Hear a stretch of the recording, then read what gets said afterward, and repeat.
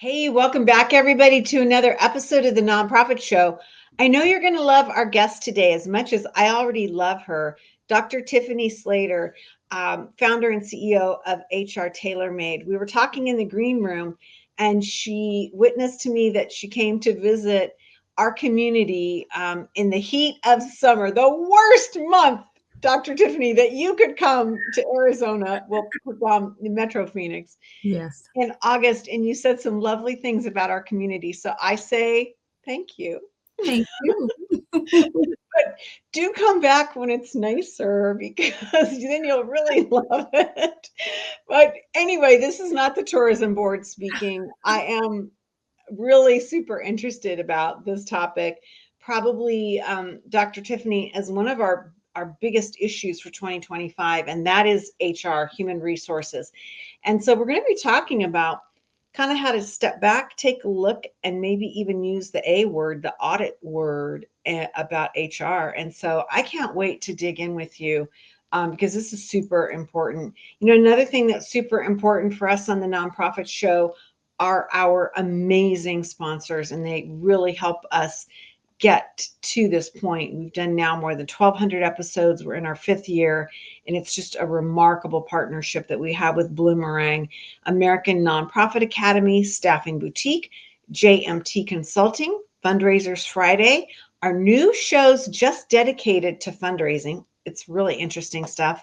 Your Part-Time Controller, Third Sector Company, and Clear Impact.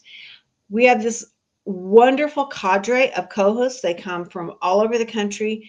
They're very diverse in how they serve our sector and actually where they serve our sector. You know, they're all over the country from West Coast to East Coast. And so I'm flying solo with Dr. Tiffany today. So Tiffany E. Slater, founder and CEO of HR TaylorMade. I warned you in the green room, Dr. Tiffany. I'm gonna ask you, Yeah. what made you become the HR lady?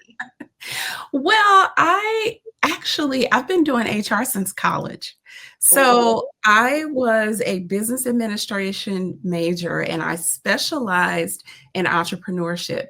Well, my senior year, I had to take an HR class and I fell in love with it. So I immediately went and got an internship in HR and that's all I've ever done. So almost 30 years of HR experience in different industries, working with different types of people has just been an amazing journey for me.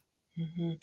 You know, I know several folks, and I have to say, now that I'm thinking about it, I only know women that are in HR for some weird reason, and it seems like these are gals that have like a real specific personality trait. Mm. You know, they tend to be, and again, correct me if I'm wrong, and maybe this is just what I see. And some of them are family members, outgoing, attention to detail.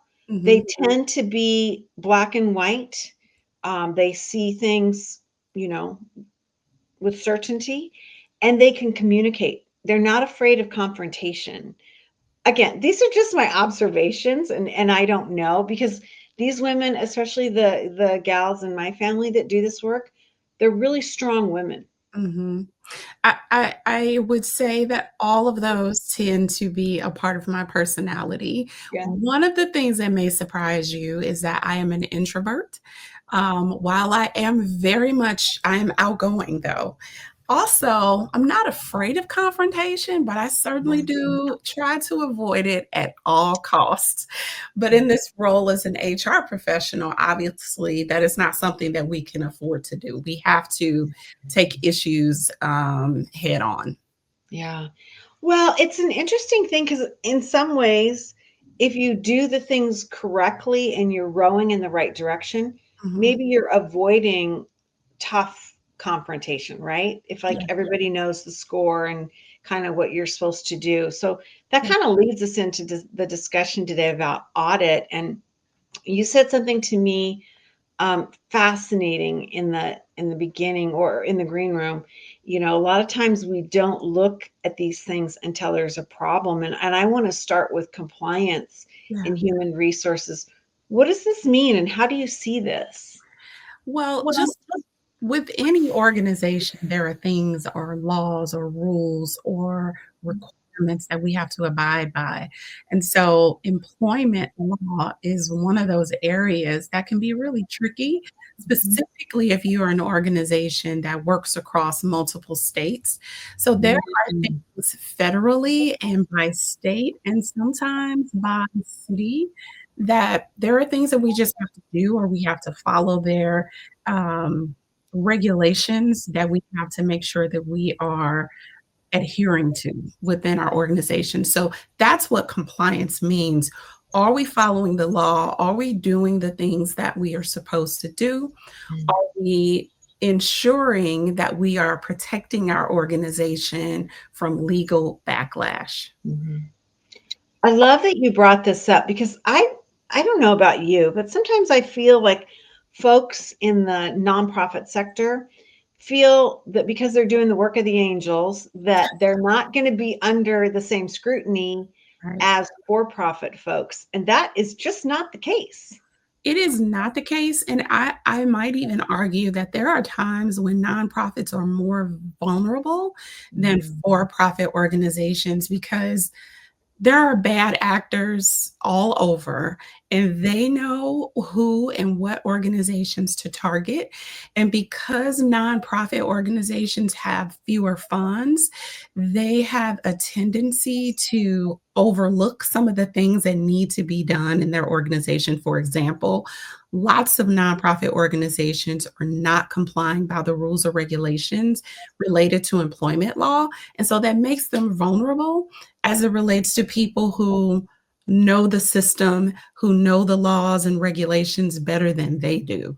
So if you hire someone on your team who just so happens to know all of the rules and regulations and you're not following a particular policy or process or law, then you are susceptible to being audited by the government. You are susceptible to being fined or being sued. So making sure that you have the right support in place to ensure that you are doing things according to the law and in a way that protects you is so very important.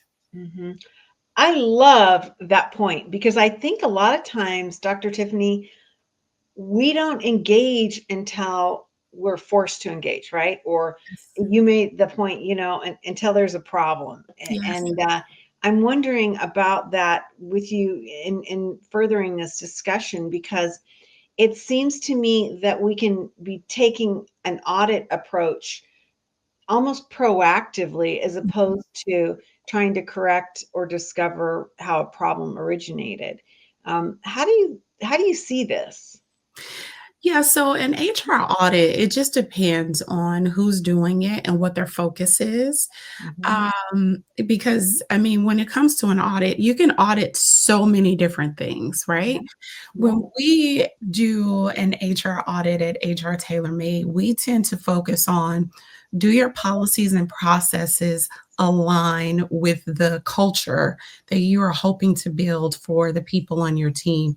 There are also some general rules and regulations that we review as well to make sure that you are in compliance with those things. So every organization does an audit very differently. So you have to know and you have to know what it is you're wanting to get out of that audit. That's fascinating. Not what I thought you would say. Going in with kind of, and this is my word, correct me if we're wrong, but expectations. Yes.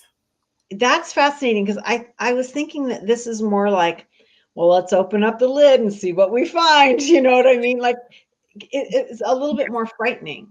Does that make Well, sense? it does make sense. And I am to some degree anti-traditional HR, right? Yeah. So we were talking in the green room about the HR lady being the bad guy. And That's not who I want to be. That is not how I want my team to show up.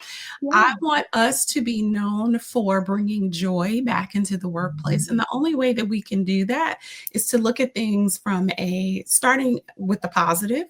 And so when we do an HR audit, we want to know, what are your values? What kind of culture are you hoping to create? What kind of culture do you think you have?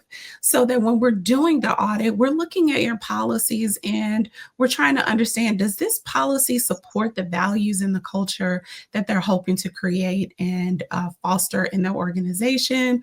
Or does it create fear? Is it,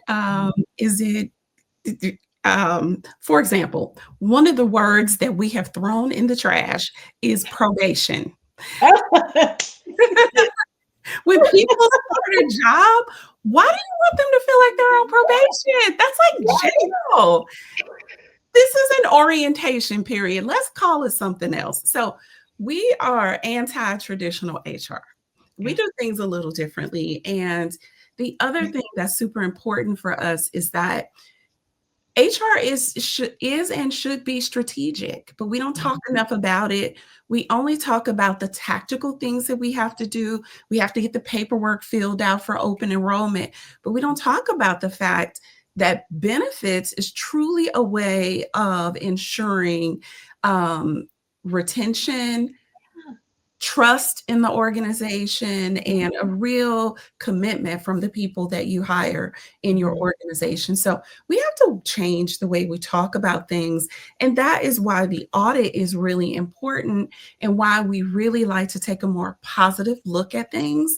There are going to be things that we're going to find that we're going to say, okay, we can do this better. This is something that you really need to stop doing. We're going to have those conversations. But it's just a different way.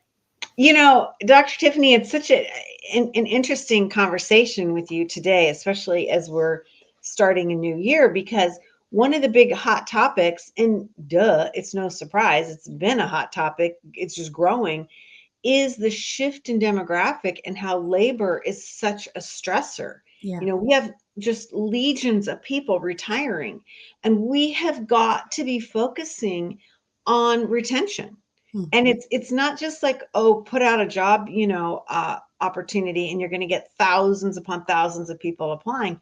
That's not the case anymore. Yeah. And so I love your approach is kind of, it seems to me like strengthening your organization so that you can do better. Absolutely. Absolutely. So that you can do better and so that you can create better for the people who are helping you carry out the dream of your organization. Yeah, I love that. One of the things that you talk about, and I'm really interested to dig into this even a little bit more, is you mentioned workplace culture. Yeah. And I have to admit, I don't think that I put these two pieces together, that an HR audit could actually improve workplace culture. And I'm really interested to know how that nexus occurs, because it seems to me like we don't talk about them at the same time. Mhm. We don't talk about them at the same time, and that is because HR is not seen as being strategic.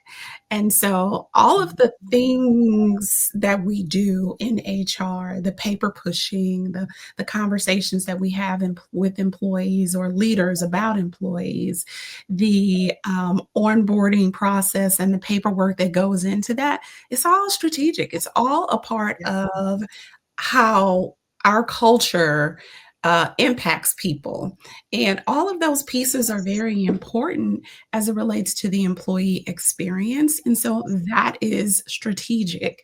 So that's why you don't talk about them in the same breath or same conversation, because they don't on the surface appear to be connected, but they very much should be as we talk about them, and they are very much connected. And so addressing them from if we start to look at the onboarding process as not, oh my God, I've got to get all this paperwork. Oh my God, I've got to onboard this person.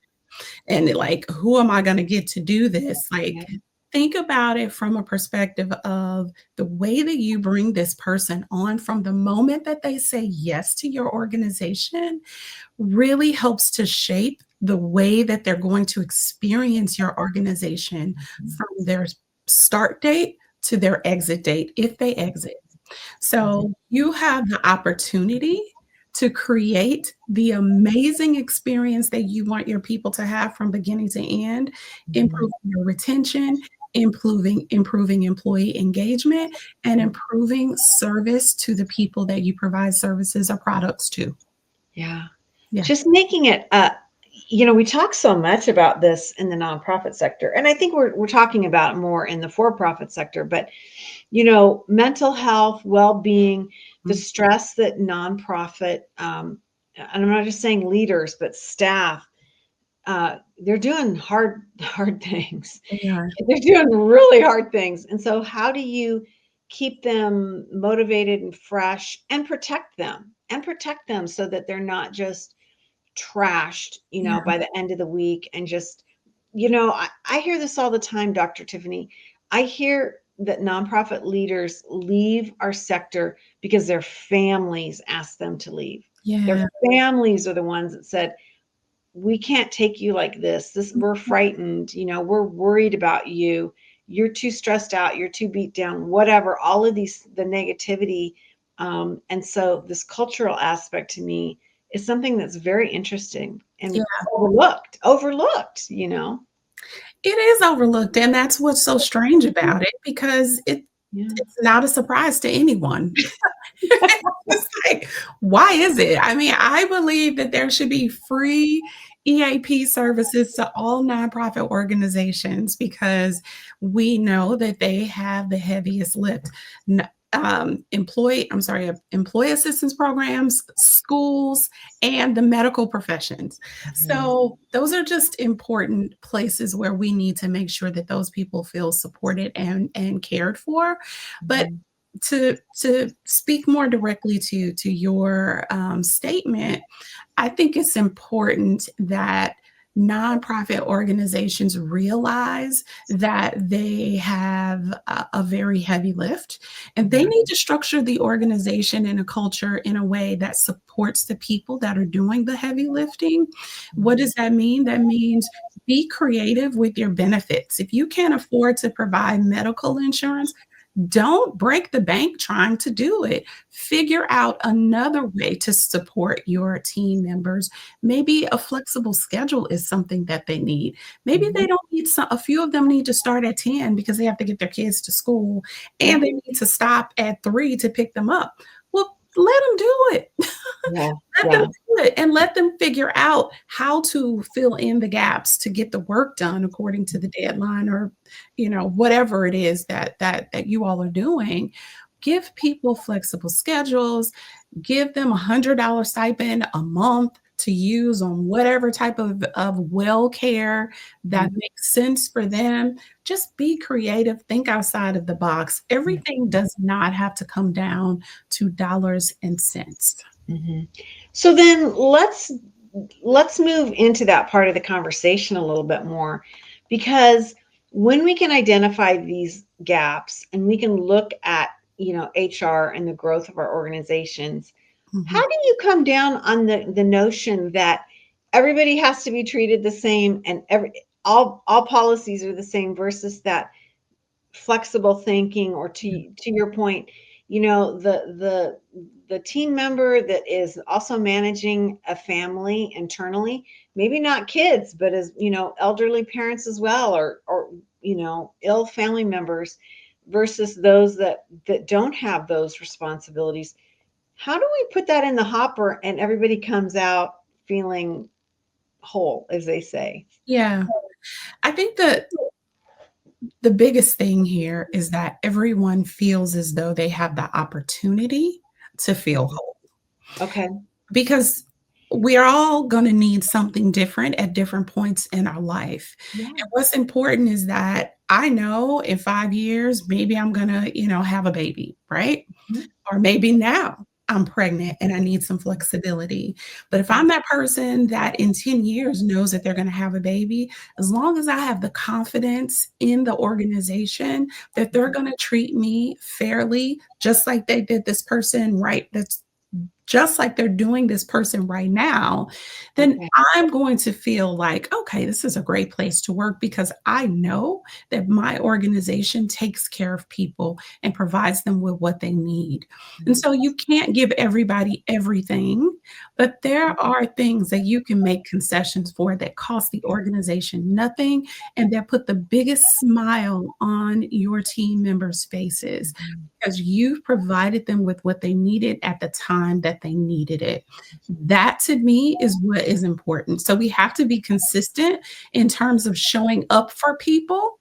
Now, I'm not saying give people $1,000 because they ask for it, or if they say, "Hey, can I have a loan for $1,000 because I'm, short in rent?" I mean, maybe you can do that. Maybe that is a policy that you can implement. I don't know, but you have to be consistent. Yeah, it's interesting that forward thinking, right?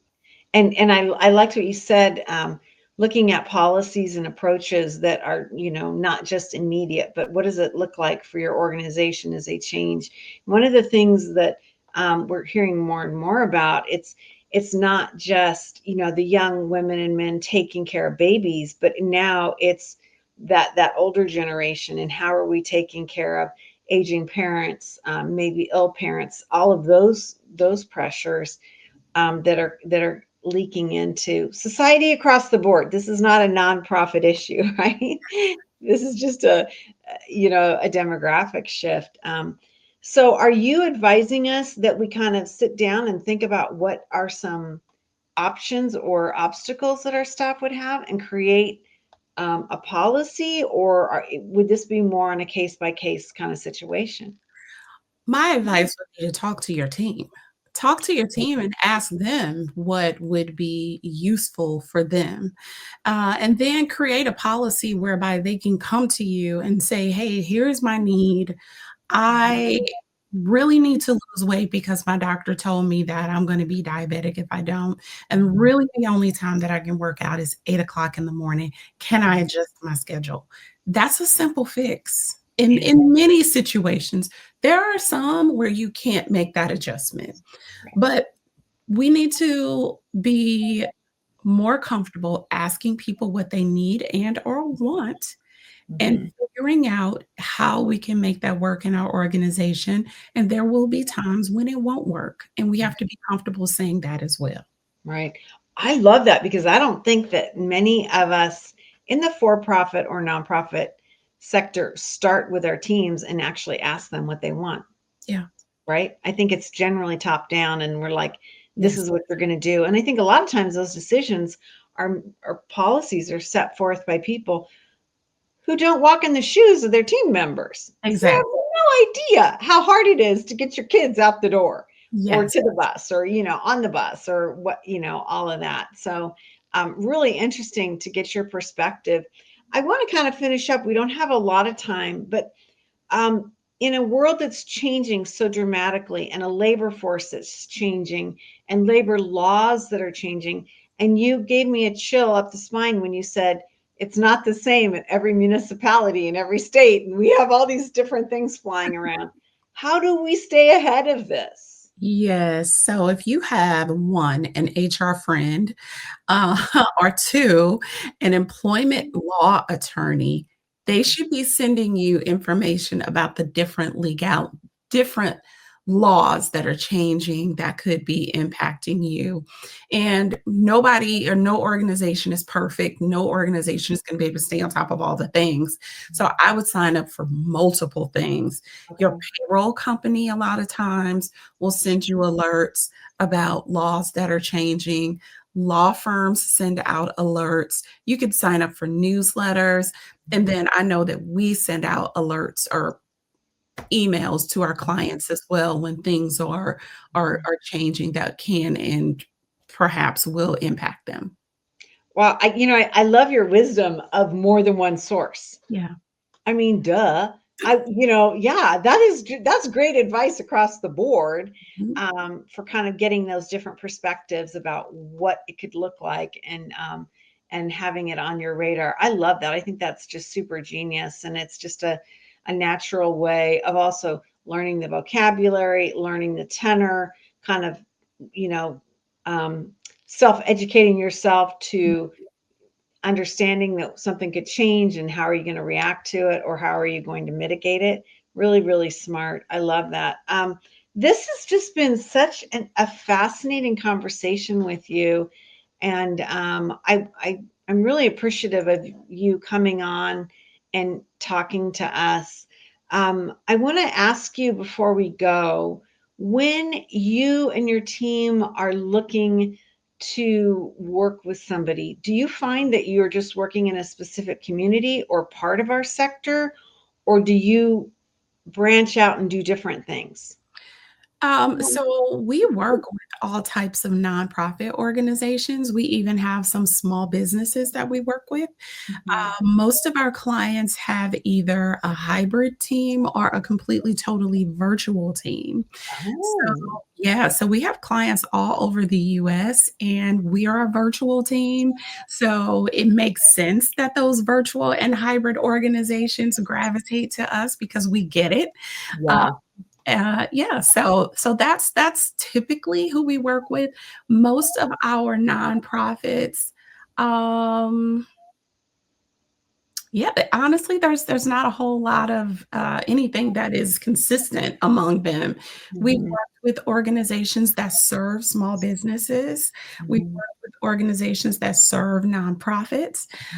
mhm. We also have nonprofits that actually provide therapy services or Mhm. training and development, workforce development. So we are kinda all over the map. Yeah. Well, before I let you go, I got to get you to shine your crystal ball for me. I mean, it is the beginning of a new year, and Mhm. I know you have so much going on, and you have your finger on the pulse of so many parts of our sector. What's one big thing that you think that we should be looking out for, when it comes to HR in 2025? I think and I think that this is something, in my opinion, that should never change. I think in 2025, organizations should be hyper focused on the workplace culture Uh, because so many people start a job and are quitting very quickly because they're not happy. It's not what they thought it was going to be. mhm. So we need to do a better job of showing up for the people who show up for us every day, creating spaces where people feel supported, um, and feel as though the organization cares for them. Interesting. I'm fascinated that you said that, and I really appreciate that you said that, because it kind of tags back to the very first part of our conversation today, and that is that we are losing people in our sector. We are bleeding off, and people won't, as they say, suffer for their art anymore, right? You won't go to work and continuously hate your job or the Yes, environment. It's yes, very, because I think there's more of an open marketplace. People are like, yeah, I'm not going to take this, and I will leave before I have another job. yes, yes. And that's somewhat new. It's new, and we have to do a better job of really understanding what matters to the people on our team, because if we want them to be a great contributor, in our organization, then those things need to matter to us as well. Yeah, I love it. Well, this has been riveting. Tiffany E. Slater, founder and CEO of HR Tailor Made. You can learn more about Tiffany, her work, at hrtailormade.com.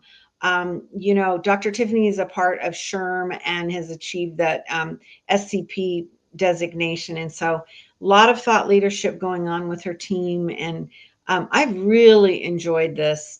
I got to man up and say, I'll say, woman up, and say to you, um, some of the things that you said, I need to be listening for my own team, right? Mhm. I heard some of the things that you said today, and I'm like, yeah, I could do a better job. And so, thank you for coming on the nonprofit show and helping us to rethink things. Yeah, thank you for having me. I enjoyed this as well. I can talk Good. with HR all day. Well, you are like a fabulous HR person because I feel like you're non-judgmental, you're very communicative, and it's really been a joy to have you on. So thank you, Dr. Tiffany, for joining us, as I said, on the Nonprofit Show. Hey, the other folks that join us day in and day out are also equally remarkable. They include Bloomerang, American Nonprofit Academy, Staffing Boutique, JMT Consulting, Fundraisers Friday, Your Part-Time Controller, Third Sector Company, and Clear Impact. These are the folks that join us day in and day out. Okay, Dr. Tiffany, I'm going to go back and leave my studio, go back into my office, and rethink about my own team and some of these things that you said. Thank you very much. Thank you. It's been a lot of fun. Hey, everybody, as we end each and every episode of the Nonprofit Show, we leave with this message, and it goes like this: to stay well so you can do well. Thanks, everyone.